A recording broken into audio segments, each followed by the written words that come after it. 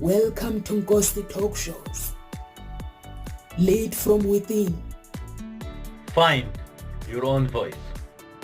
Challenges we have had to overcome in 2020. Find your own voice.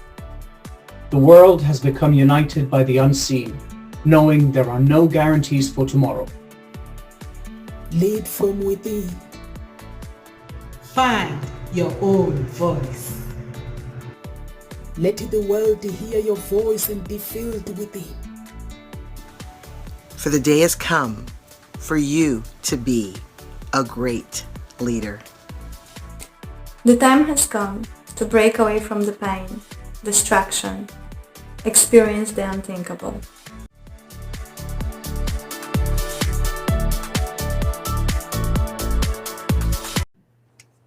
Welcome to Nkosi Talk Shows. Find your own voice. Lead from within. Over to you, Amanda. Please introduce yourself to our audience.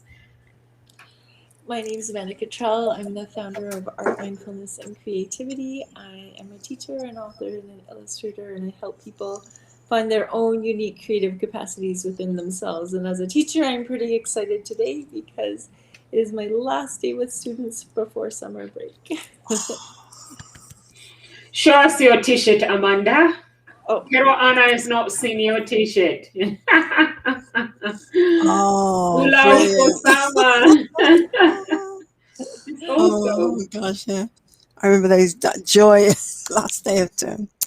Oh, awesome.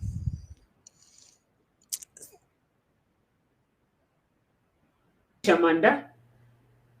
Sorry, I think it's you, Carol Ann. Okay. Yeah, it all sort of went a bit glitchy. But yeah, so good afternoon from London, UK. And I can feel Amanda's excitement. I remember last day of term. Oh my goodness, yes.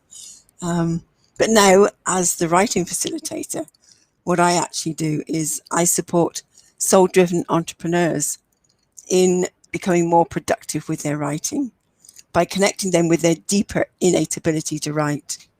But more importantly, they experience free-flowing writing. They experience an unlocking of the writer within and getting their book written, getting their story written. Because you cannot publish what isn't written. And all of this has come about through my own journey of unlocking the writer within. So I'm excited about today's topic. Let's see if we can take this. Thank you so much, Carol Ann. So our topic today is how to deal with reopening anxiety. So basically, we are going through challenging times at the moment. Sometimes the people can struggle to actually cope with all these big changes within the society, and that can cause you having people having compulsive disorder, and some people can have a panic attack or panic disorder, however you want to call it, and some people can have post-traumatic stress disorder, and the list goes on. And then the anxiety, if it's not treated, because people believe that there is a stigma. No one wants to talk about the anxiety. No one wants to hear what you're going through, but you can actually seek help and basically deal with it. So we're going to dig more about how to deal with it. I'm going to give it to Carol Ann because you chose the topic, so you might be able to explain it better to our audience, please. It just, it's one I happened to notice the other day, and I thought, yes, that's very pertinent for now. And actually, I've just been reminded of something because, yeah, as a teacher, we had 6 weeks holiday in the summer, or 6 weeks break from school, from teaching. I wouldn't say it was much of a holiday. There's still bits that I did the sort of first 2 weeks of the holidays. But by the end of that 6 weeks, I was so relaxed and so, Georgette, is that I can remember having nightmares about going back to school. You know, it was like, oh goodness. And I'd feel anxious about going back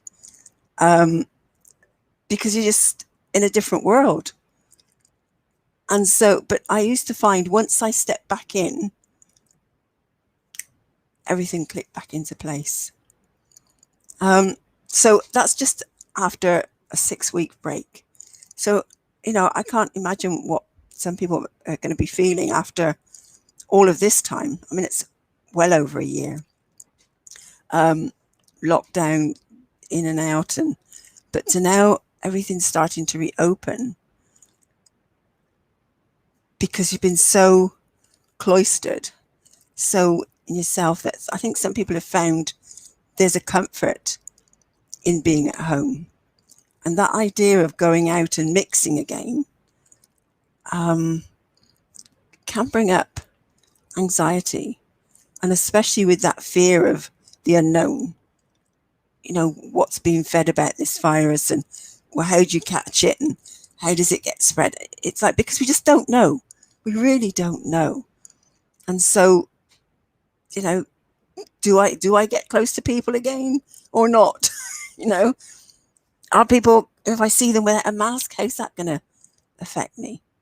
All of these things and other things can deeper anxieties that maybe have just been laid to rest over this period can get triggered.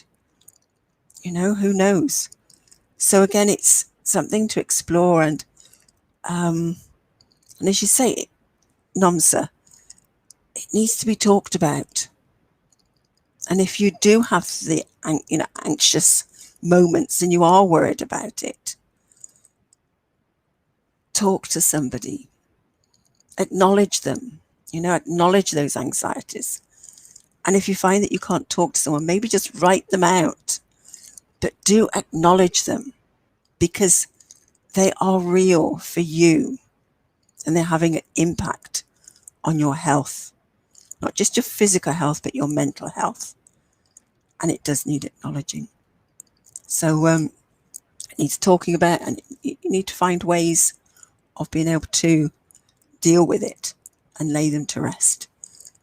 Because I think after this length of time, just stepping back in is not going to be as easy as, okay, yeah, as I said, after that 6-week break, I would step back in to the classroom again and bang, back in and up and running, because you actually have no choice. So you're there, you just have to get on with it. But it might be a bit of a case like that for some, but I think it's going to be a bit more than that. It's going to take for people to get back in. And I think companies are going to have to be aware of this, and I think they are. So again, it's maybe speaking with people in your company. What have they got in place to support you? And do you really need to get back out with your company? But then, other places reopening? Going to the pub, going to these bigger venues that maybe you used to go to. Are you going to go back to them again? Interesting. So, yeah, that's it got me thinking when I saw that about, reopening anxiety. I really like what you said about like going back to school, because I feel like everyone's had that experience, right?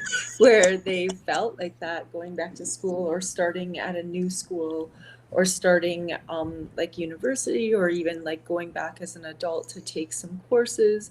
There's definitely anxiety around that. And especially if you didn't have like a good experience at school or a good experience the previous year, especially for kids, they can have a lot of anxiety around going back. And so can adults as well. Even just like taking a course. I know every time I have to take a new course or something, I'm always a little bit anxious about it. Like even renewing my first aid or something, that I get a little bit anxious about it, but I definitely think that society as a whole, there's going to be a lot of things around anxiety coming up, especially since people have been home for so much. I get anxiety from being home too much. So I need to make sure that I get out, whereas other people struggle with getting themselves out. And so I feel like people who already had a bit of social anxiety are going to struggle even more to get themselves out the door. But things that help me with my anxiety are like going to yoga for one, meditating, journaling, and also just being aware that it's like, this is my anxiety. Like I can even get to the point where I'm like, this is my anxiety speaking, and then ask myself about what is it that's causing that anxiety. So, and then how can I change that piece? And what is it that I can do to deal with it? What steps can I take? And so it can be journaling, it could be going out for a run, it could be going to the mountains, it could be going for a swim in the lake, or anything that will help me get out of that mindset of just like the constant worry. And so I think lots of people need some strategies that are going to help them when they do get in that mental space. And one of the big steps is being aware of it. Because if you're not aware that it's your anxiety that's doing that like mental talk in your head, then you can spiral and you're not aware of it. And so I think being aware is a really huge piece that people are going to have to look up and look at strategies. And once you become fully aware of when you're having an anxious cycle, that's the very first step in learning how to deal with it. I actually agree with you, Amanda and Carol Ann, because Carol Ann, you talk about the fear of the unknown. When people go back to this normality that everyone is calling normality, is going to take a very, very long time.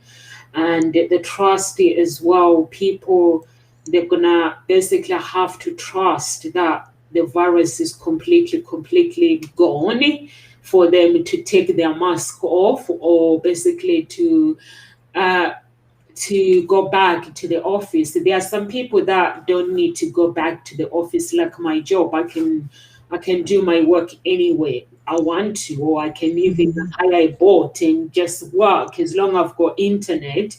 So in that way, my job is good because I can be anywhere. So in that way, for me, I'm fine. But there are some people who have to be at work, and sometimes there might be fear that is it actually gone? Is the virus gone? And some people like me, I'm like Amanda, I meditate a lot. I don't fear anything. If I'm gonna die, I'm gonna die. Basically, I don't do yoga, but I meditate a lot. I do journaling a lot, and I am aware of if I'm feeling like the anxiety, if I feel like my body is changing or I'm feeling different, I have to speak loud. If you come to my house, maybe with the camera, you will hear Nomsa talking to herself a lot. I have to say, I am aware about your thoughts, what you're doing to me, or feelings that shouldn't be with me. I'm aware of it. So I have to shift them. And also, basically, some people, they focus more to the virus. Basically, I think for people to survive this year, they're gonna have to. I know some people have given them their jobs. They've gone to help the community. There's some people who are basically offering people, the elderly people, do shopping and stuff. Some people have been doing a lot. They've been keeping themselves really, really busy. But it looks like it's taking a long time. I'm not sure if human beings were meant to be locked up. I'm not sure. So I think because it's taking a long time, I was looking at Saturday, there was the march in London. Over 1 million or 500,000 people were there. So I was like, please, better not telling me that we're going on lockdown again after all this. Because of the virus. I know in South Africa, they've gone back on lockdown. And I was hearing some countries in Africa, people were telling me that things were getting better, but now things are getting worse. So when I was watching the march over the weekend, and Jason was one of them, did he tell you? Yes, he did go on Saturday marching over people, over 500,000. So he was one of them. So he said he had so much fun. So I was cheering him up, but at the same time, I was like, I hope they're not going to start saying the numbers are going up because of the freedom. So they were not wearing masks, and that's how the march was. So I'm hoping that we're not gonna, because in India, that's how it started. I'm hoping and praying to God that we're not gonna go back, because I've watched people around me. Basically, my father-in-law didn't cope very well with the anxiety and stuff, and he's never in his life suffered with anxiety. He was fine because he lived on his own. He was fine. He's 65. He was fine, and all of a sudden he just changed. But now he's gone back to normal. So hopefully people will just hang in there. If you are listening, just hang in there and meditate a lot. And try to meet up with the family in the garden or whatever. I know now we're meeting our families. Try to hang out with people like those who are not sure, who are not used to this situation. Just try to hang out. I was lucky because of my job. I have lots of experience, so I just hang out with people. I never affected this house. We were both working. I was going out and working. That's how it has helped me. And just before the lockdown, when everyone was announcing lockdown, I just went to a company and went, give me a job. I don't care what you give me. Give me a job. I need to work. I need to get out of the house. So I got a job. And now, if I will go back to lockdown, I'll go get it. I do not want to stay in the house because that's not normal. So I didn't stay in the house. I kept myself busy. And I think that's what everyone else, and those who believe in prayer, just pray and have that hope. But it doesn't mean that you have to live in fear. Virus, after this, is going to be something else. Don't live in fear. I think that is the key thing is, are you going to allow yourself to be held in fear and focus on that fear and the virus, or shift your focus? Because the more you focus on it, the more you worry about it, the more that's what you're going to get, So, yes, I think there was more than 1 million actually people out. I've seen different figures but certainly a lot of people out in London. And I think there's been marches weekly happening. Really? I think so. I think there was one the other week in London, but you don't hear about it on the news. This one, I've actually seen quite a few posts on Facebook. They've actually stayed there. People have filmed, the actual march, and I'm going, wow, they're still up on Facebook. Jason told me about it, and somebody sent me a message, and then it was overcrowded. It was big crowd. It was, yeah. Because I think people have had enough, and I think because there is also this uncertainty about the truth of the matter. How much truth are we being told, and how much is lies? It's like, well, and but as you say, it's not. There is a level of unnaturalness about us being kept in and kept isolated. We're naturally sort of gregarious beings, and like to be together and like hugs, and it's the tactileness, and that's really what we've come into this world for, is the tactileness, the physicality. And so that is a huge missing. But again, it's taking it slow. It's not trying to make it fast and happen like that, because that's when your anxiety will come up. Allow yourself to take it slowly. But also maybe have a plan and then actually envisage what you're doing. You know, how is it going to be, where you're going to go to, who you're going to meet, how's that going to be? And start actually thinking more in a positive way, visioning it, how it's all going to open up, and how you could actually be through this. And again, yes, work on it. If anxiety rises up, welcome it, embrace it, sit with it, and let yourself then just sink into it and see what's beneath it, rather than keep trying to push it away. And then maybe, as Amanda said, journal, write from that anxiety, write it, and then just go, okay, so what could I now focus on? And just breathe. And breathing is a great tool, because very often in that anxiety, what you're doing, you're holding your breath. So start visioning going out. I went out a week ago Saturday to meet up with a couple of friends who they're accountability buddies. That we've been, doing this for a couple of years now, but we've been doing it on Zoom, weekly calls. And we haven't obviously met up since before last February, a year ago February. And we decided to meet up and do a little workshop together on goal setting. And I was thinking, I don't know if I'm going to be able to manage it. There's the train, and then am I going to get this going into the city? I haven't done that for 15, 16 months. It was sort of there, but I actually did it. I got on the train. I did, and actually, my concerns were more about my physical health, about being able to get there, with my breathing and my body. But I did it. And I sat on the train, and I love being on trains anyway, always have done. But I got into the city centre.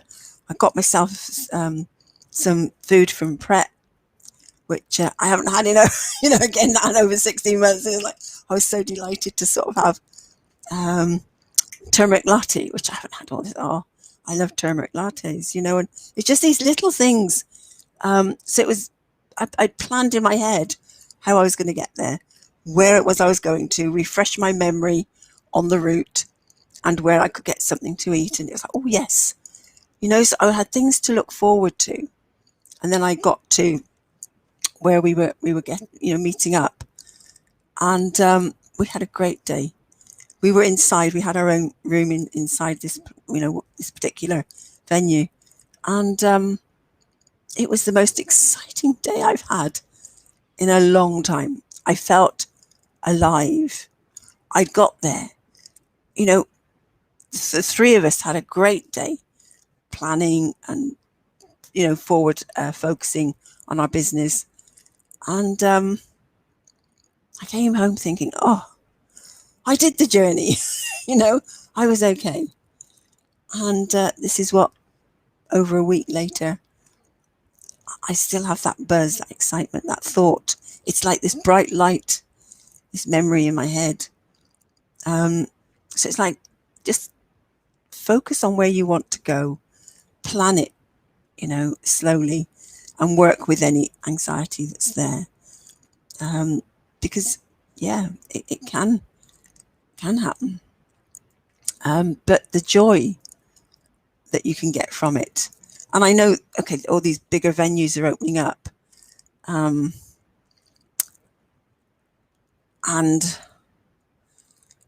it seems out of balance where you've got the football and the bigger venues opening up, and it seems like there's no social distancing. And yet the theatres can't open up. And they've got, they can work with it.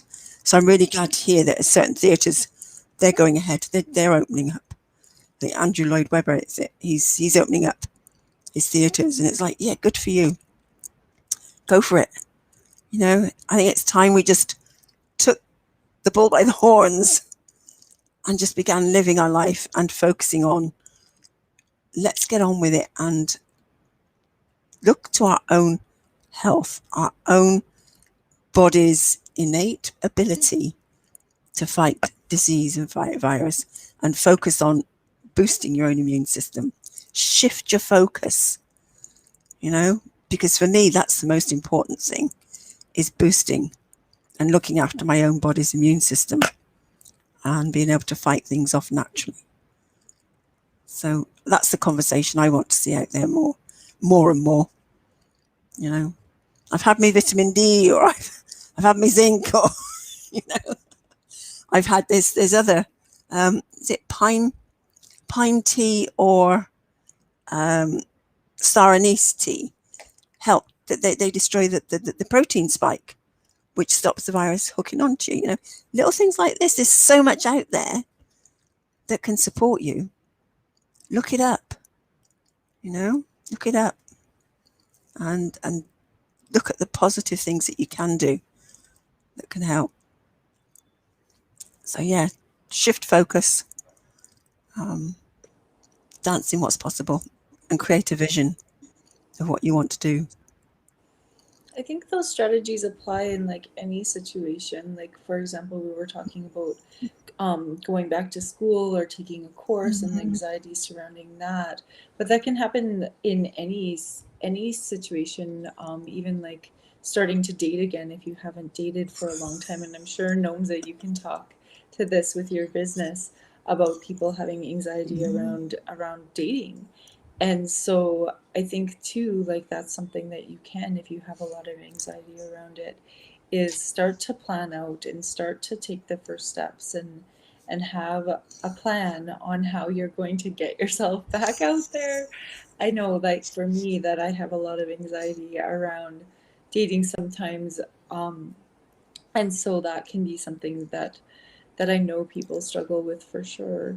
And it can be, like you said, where you can use those exact same strategies to get yourself back out there from the virus, to get back out there in the dating world, or to get back out there and start taking a course, or even to apply for a new job, or even to start a new hobby. I know sometimes people have a lot of anxiety. When I first started writing children's books, I had a lot of anxiety around, like, will anybody even read them?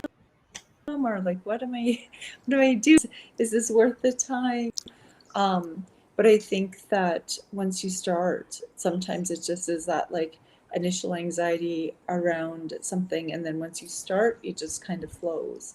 But until you can get over that anxious feeling before you start, that's sometimes the biggest hurdle, is just that, like, pushing yourself out the door to get started. And then once you start, you're good.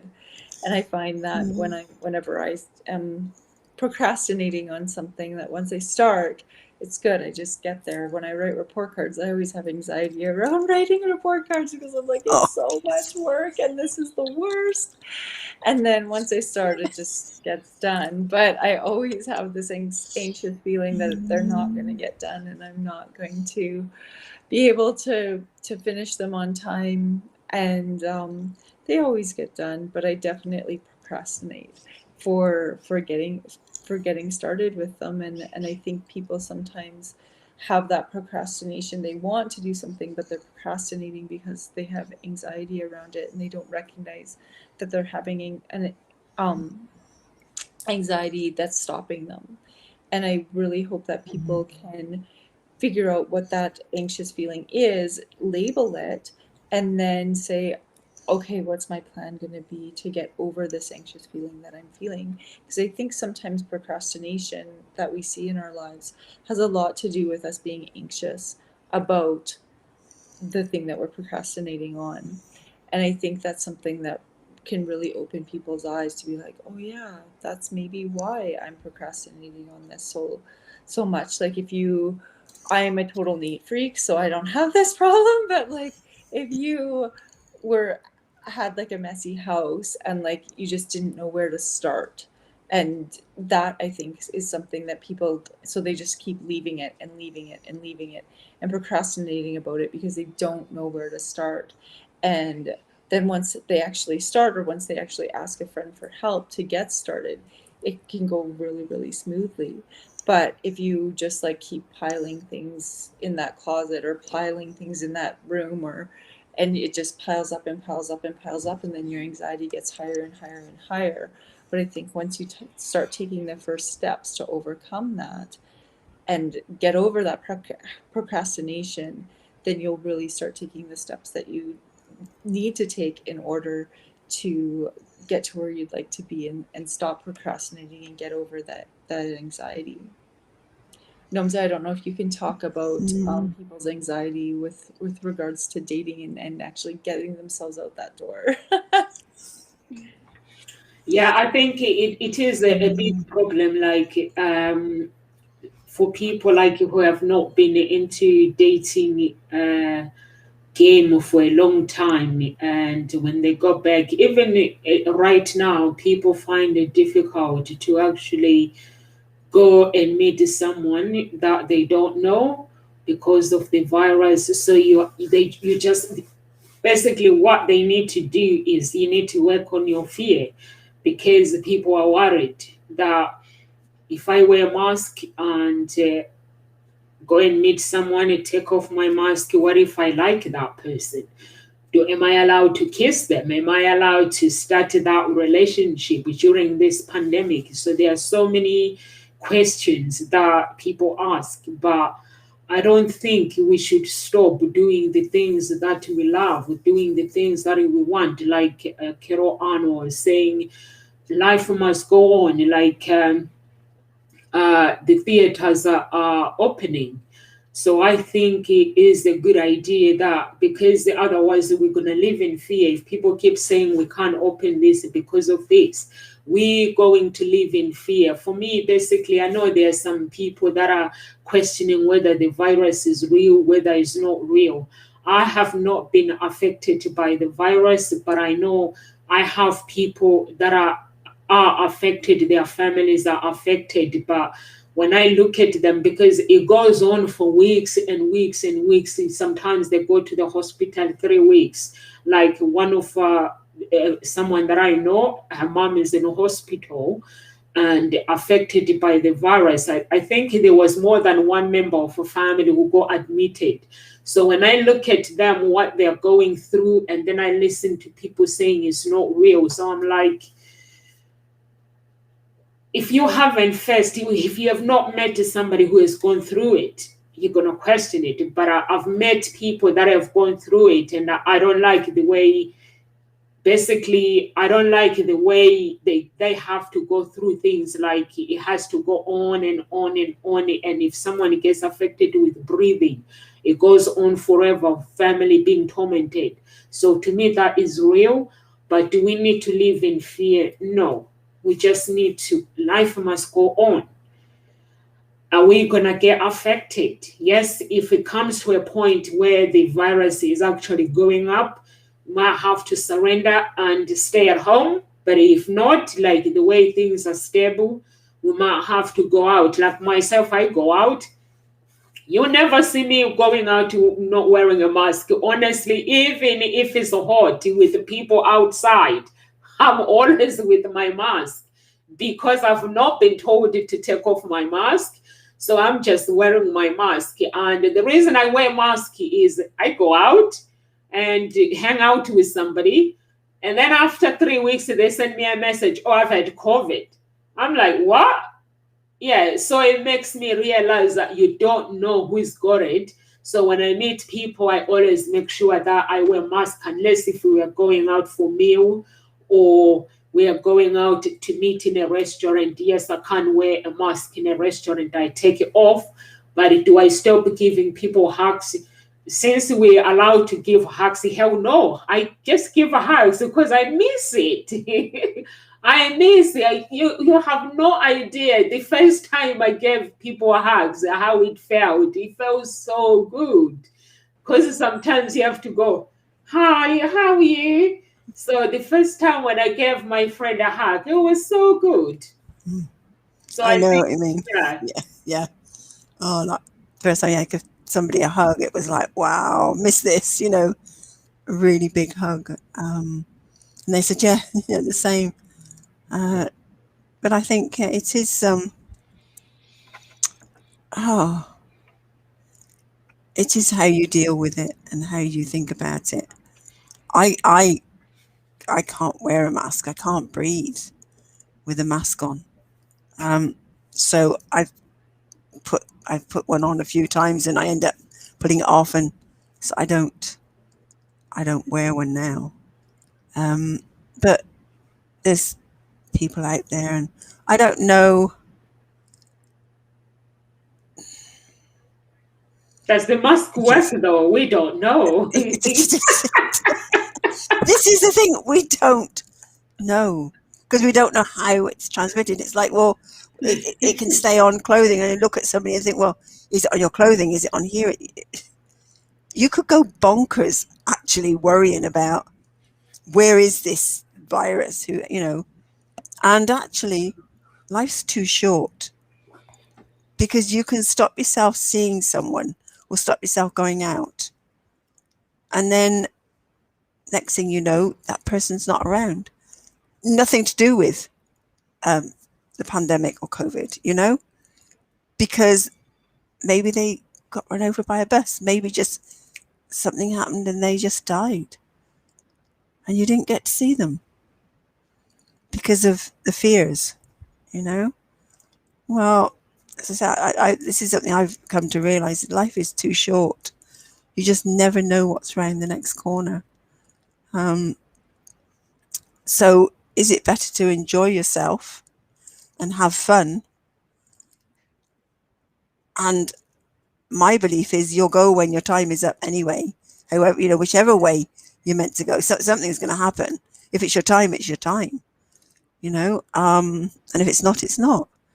But are you going to stop enjoying life for fear of actually dying? I don't know. To me, it seems crazy. We're here to experience life and not stop ourselves from experiencing it. And yes, it isn't a pleasant thing to have or experience. I had it over Christmas, as did my daughter, and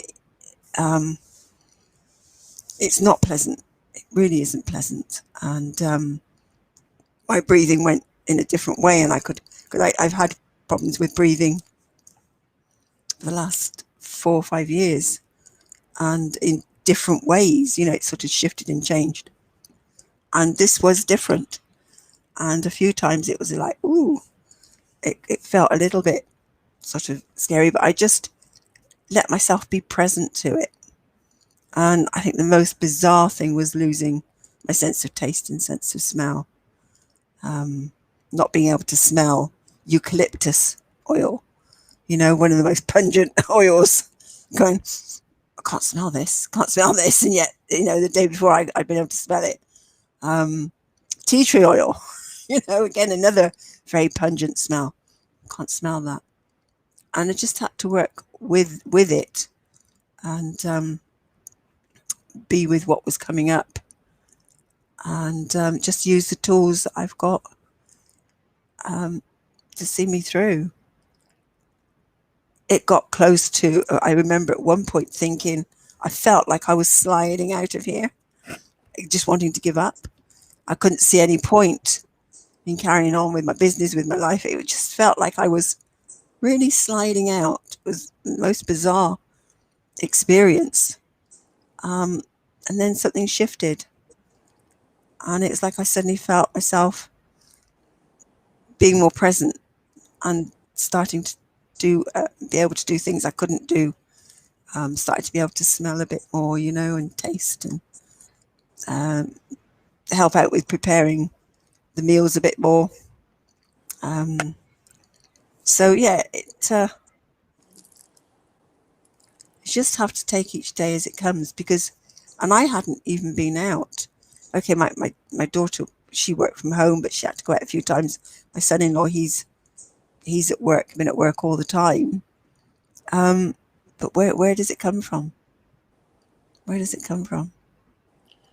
We just don't know. And I think you just have to, as I said, I've always been one who's always been healthy and never caught, very rarely catch colds, over the years. So I've never even had flu jabs or anything like that, because my belief is I can look after my, I keep my body as healthy as I can so that these things stay away. And if I do get them, it's because something in me has attracted it, and there's something for me to deal with in myself. So I go to that deeper level of what in me has attracted this to me right now, and work with that. So that's how I work. So I know it's not how everyone can work. So it is asking for help. It's something, I think you said, Nomsa, ask for help. If you're anxious, if you're not sure, ask for help, reach out and get support, because there is a lot out there in whatever you're going through. Yeah, you have to ask for help. The reason why my father-in-law got better is because I was basically there with the doctors, getting as much help as I can. I was like, do you have anyone who can talk to him memory-wise and this-wise, making sure that, because he's older. He believes in medication. So I was like, I don't believe in medication. So if you have anything that can help him. And they were really good at transferring him very quickly. Would get the appointment and start talking to people, that natural healing. So I think he got to a point where he went back to normal, because he was having people around him. He was having every professional around him all the time. He basically trying to figure out how they can help. And is having that courage to be able to ask and saying, it's not okay, because I have never seen him like that. And for me, it was a shock as well, even for his family.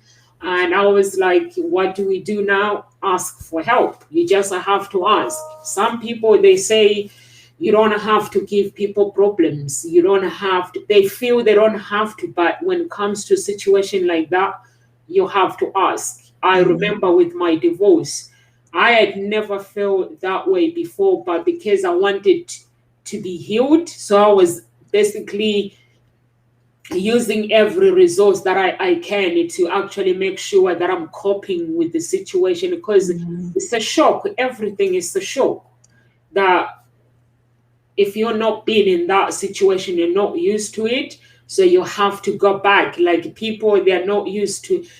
We get comfortable with this, with our familiarity, but we don't want change. But I had to train myself that I need to accept the change. There are things that I can change in life, but there are things that I can't. So over to you, Amanda.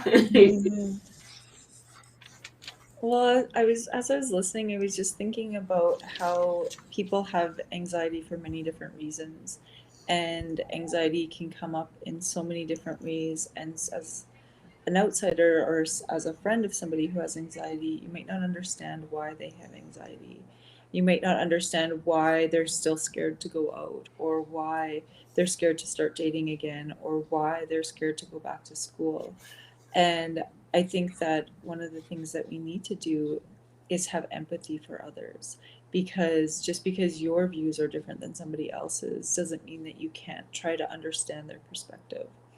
Because some people feel comfortable going out and being at big events and socializing, and others are terrified and saying awful things about people who are going out and doing the things that they say that we're allowed to do now. And I really think that we have to have empathy for both sides, because people who are scared are truly scared in their minds. Everything is still very, very scary to them, whereas other people are like, I need to get out for my mental health. And I think both sides are okay. We just have to have empathy for each other and not be attacking each other for having different beliefs and different levels of comfort in all different areas. So someone might jump into taking new courses and have no anxiety about it at all, whereas another person might be very fearful. And if someone blows off those feelings of anxiety to their friends, they might get more anxious about it. Because I know for me, when my anxiety is really high and I can see like my anxiety is through the roof, I need somebody who really understands me and understands my anxiety to be like, it's your anxiety talking, it's okay, and like just feel that and let it go through, and it'll work itself out. But I know sometimes people get so stuck in their head that they can't get to that next point where they are able to get over it. But I think people have to have a lot of empathy for all of the different things that are going on right now, because people, even getting out of their house, some people haven't left their house in like 15 months or however many months it's been. And I think those people are crazy personally, but I also have a lot of empathy for them, because for me, if I was to stay in my house for 15 months straight, I would literally go insane, because I have to go outside. I have to do something every day. Even when I had my daughter and I was staying at home and not working, I still was like doing courses for my master's, and I made sure I got out every single day. And I'd like have something planned as an outing every single day, even as a brand new mom. And if I didn't go out that day, then I'd have like the worst day ever. It was just like a lot of anxiety around staying at home all day. And so I think people have to have empathy for both sides, because even in a non-epidemic time, people have different levels of comfort with things. Some people love staying home for weeks and weeks on end. That is not me, and that is okay. But other people enjoy that at home time and are fearful of social relationships or of being out in public and already have social anxiety. We have to have empathy for both sides, I think. And that's something that I see people not having. I see people judging other people for going out to events and getting the vaccine or not getting the vaccine. And I just think we have to have empathy for both sides because otherwise we're just going to skyrocket everyone's anxiety, because we're not choosing to take a step back and try to understand their perspectives.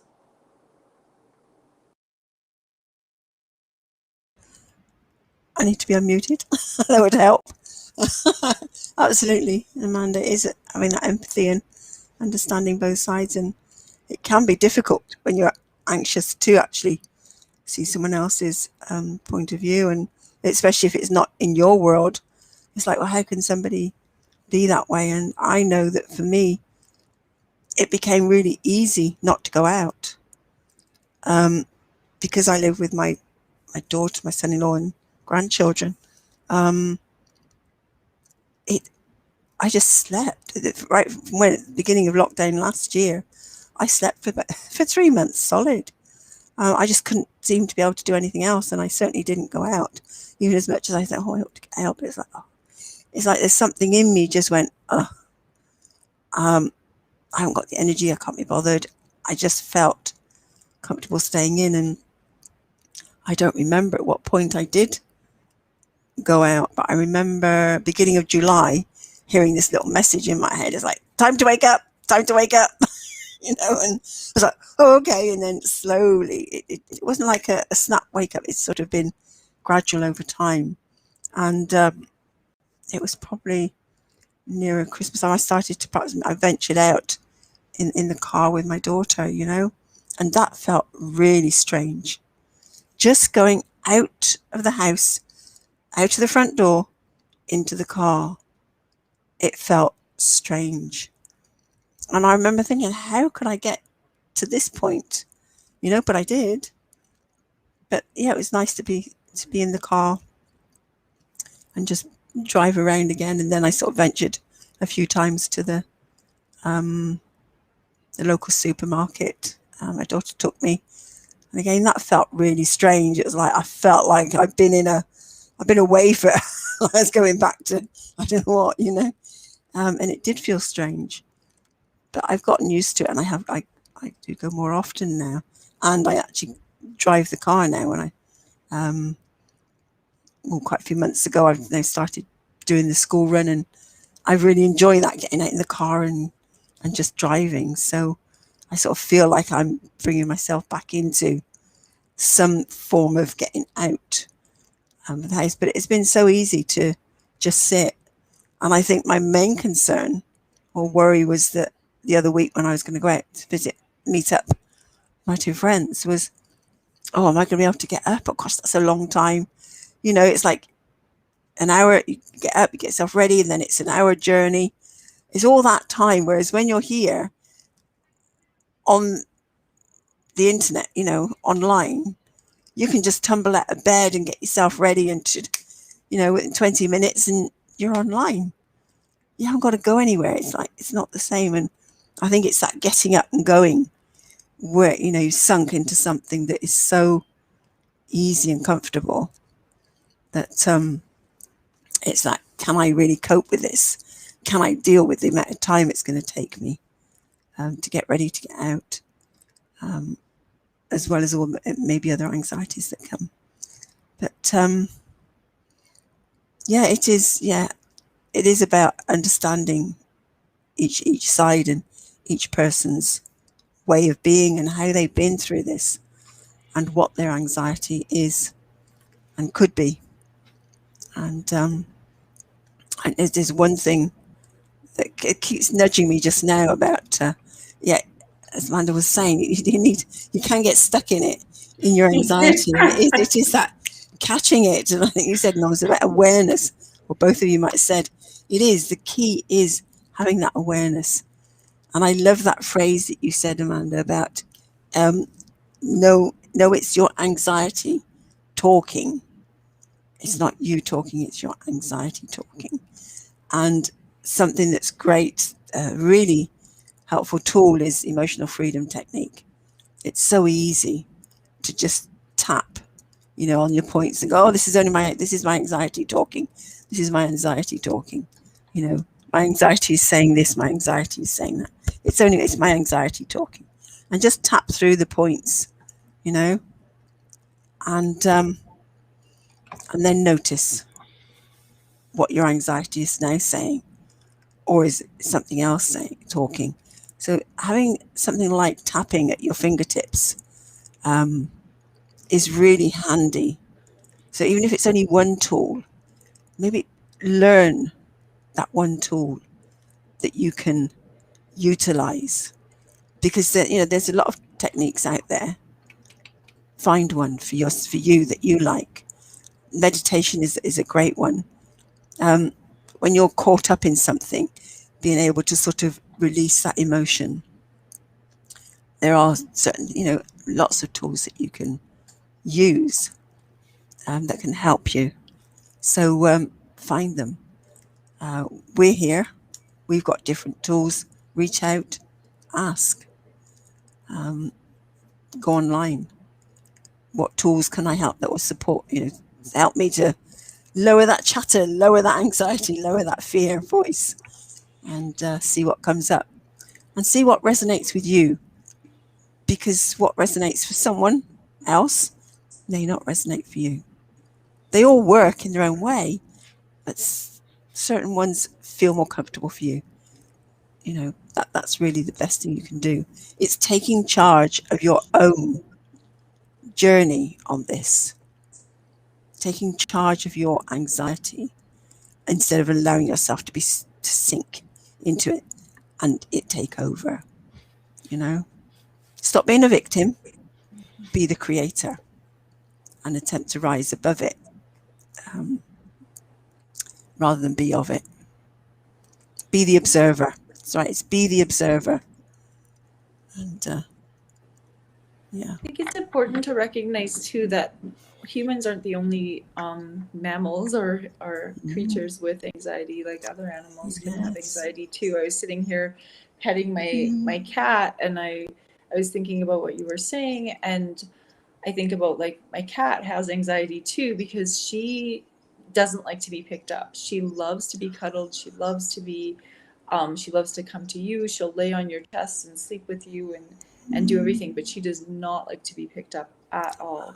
Whereas my daughter has a cat at her dad's house, and that cat like just flops in your arms and like lays, like looks at you like this. I'm like, oh, I wish my cat would do that. But at the same time, she, for whatever reason, she has anxiety about being held, where I don't know what it is, but she had. And I think that what we have to recognize in ourselves as humans is that throughout evolution, anxiety played a role in helping us, because we used to have anxiety to help protect us and for our survival needs, whereas now we don't have those survival issues, that but we still have anxiety because our evolution hasn't gone as quickly as our ability um to change our society, where we had anxiety to help with just staying alive. And I've read a lot about it, and why we have anxiety in our, and it plays a really important role in survival instincts, especially for animals and for humans as well. But we have to recognize now, when we are not having anxiety attacks because an animal is trying to attack us. We're having them now because of different situations in a very different world than our ancestors, and in a very short amount of time. I was just even reading last night about how quickly our population has spiked in the last 100 years, and how that population spike has come along with immunizations. It's come along with it, advances in our ability to produce food. It's come along with the Industrial Revolution, and it's come along with a number of different factors that have allowed us to increase our population very quickly. But with that increase in our population really quickly, it comes different anxiety issues as well, with people in worrying about different things than we used to 100 years ago. Like 100 years ago, you'd worry about how you were going to survive the winter, whereas now we don't really worry about that unless you're homeless. And I think that's something that's really important to recognize, is that anxiety, whether you're feeling it at the moment or not, it is a natural part of human evolution. So much. Thank you so much, Carol Ann. Any quick words of encouragement? Amanda, I know you've got to go to work. I think that if you are having anxiety, it's just like I said, to like the first step is to recognize that it is an anxious thought, or you're going through an anxiety cycle. And if you can, use a tool to step back. So, and also if you're finding yourself in an anxious cycle quite often, then go speak to your doctor or a natural healer or a meditation expert and see how they can help you, because there's so many different tools out there that can help with anxiety. And sometimes you need a combination of all of them. Sometimes you need a combination of medication and meditation and other strategies like running or yoga or journaling. And sometimes it's a combination of all of them that will help. You need every single tool you possibly can get, because I know sometimes even just one of those tools isn't going to work. It's like a whole body experience. So I always think of medication as like a band-aid solution to anxiety, because if you just take medication for your anxiety, you're not really dealing with the deeper issues. And the deeper issues